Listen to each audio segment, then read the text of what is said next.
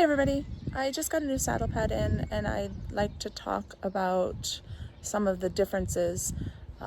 You will see though by my collection that I tend to have one particular style that I go back to. All right, so we'll start down here. This is a 30 by 30 diamond wool pad with a 13-inch wither cutout. It's really good for horses with a high wither because if you put the pad up high, then you're putting more pressure on the wither. So the cutout helps the saddle fit better with high wither. This is the new one I got. I still like the cutout wither, but this particular horse doesn't need a big one, so I just went with the, I think it's 11-inch cutout. It is diamond wool pad. It's $100. Has this Velcro here, so you can, it's hard to do this in video sometimes because the Velcro is brand new. So this way you can put it on the horse and you can kind of adjust if you need more strap or less strap. So it makes it easy to relieve the pressure once the pad's on. Nice pad, 1 inch thick. I like the felt all the way in, the dense felt. So next one, this one is the Sharon Camarillo. It is a contoured pad. I will use this on horses that don't necessarily have a high wither because it sits but doesn't have, it's really hard being so thick to pull it up. So when you put it on the saddle to try to get that little peak in it, it's hard to do that. But this one's great for horses that need an extra pad here. So if it has wedges that slide in.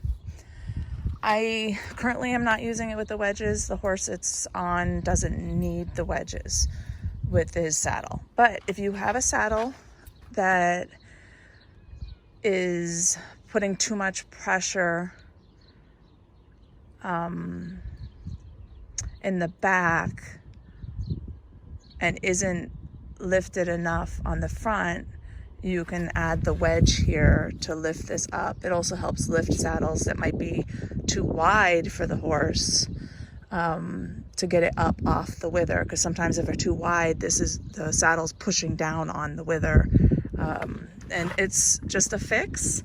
Ultimately, you want to build the horse's muscles so that the saddle rides correctly, but if you or get a saddle that fits your horse correctly. Padding and wedges are only a short-term fix. You really want to ultimately find the correct fit. This one here is an old one. I use it a lot on the just starting colts because, oh, hi Oscar. Because it's broken in, you really don't want to use it as your everyday. But it still has the 1 inch. It has a little bit of a relief, but see, there's not release here. I don't like that there's no release here, but it's broken in enough that I can pull it up. This one was an award back from 2010, so it's 10 years old. But it's my fallback for colts, because if they dump or roll or do anything silly, I don't care if that pad gets ruined or dirty or whatever. This one here is a Tuckalot Extreme Pro Impact. I had a really high withered horse that the saddle just wasn't fitting right on, so I went and got this saddle pad.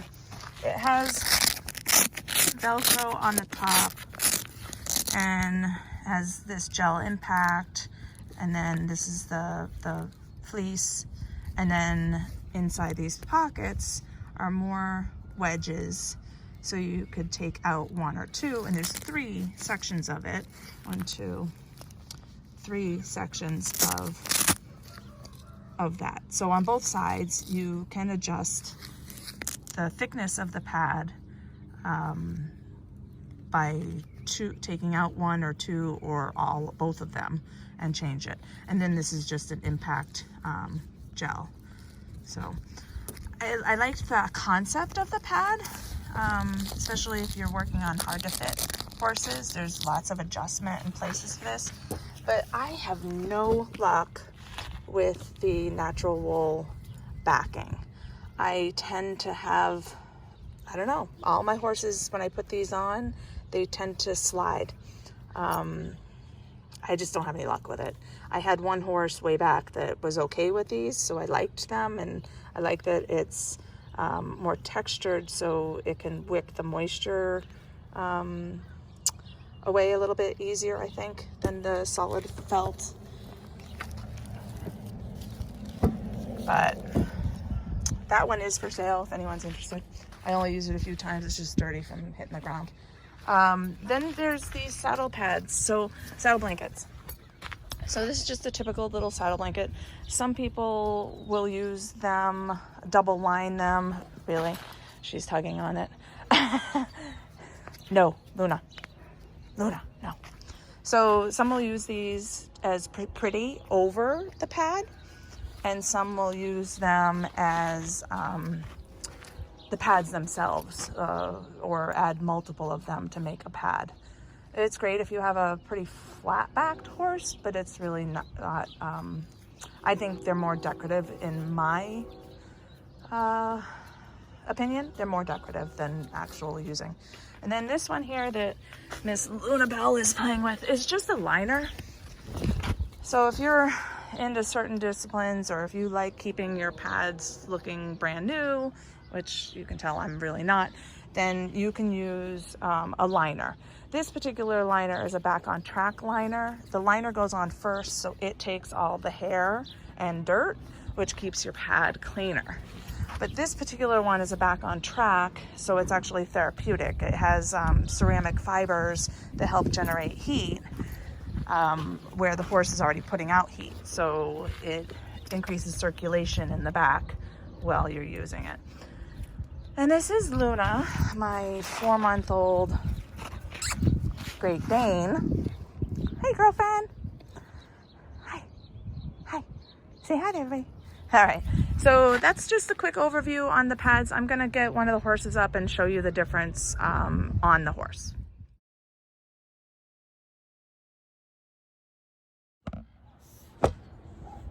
Okay, so I have Zeus tied on the trailer, and I'm going to put those pads on him.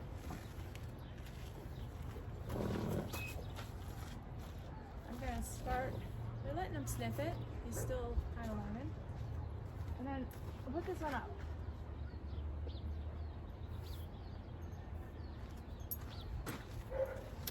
As you can see, this one has a nice contour to it. And as I said, this one has wedges so that you can actually put the wedge in if you need to lift up this area. There's a wedge for both sides, so if your horse is more developed on one side than the other, let's say you have a thoroughbred who just come off the track, he's going to have more muscle on the one side than the other, typically, because they always do the left-hand circles. So I like this pad, except that it doesn't have the wither relief, but it has a good contour. But when you put the saddle on and you cinch it down, it tends to pull that part down. So you have to really try to tent it. And being that it's so thick and kind of stiff, it's hard to get a good tent out of it.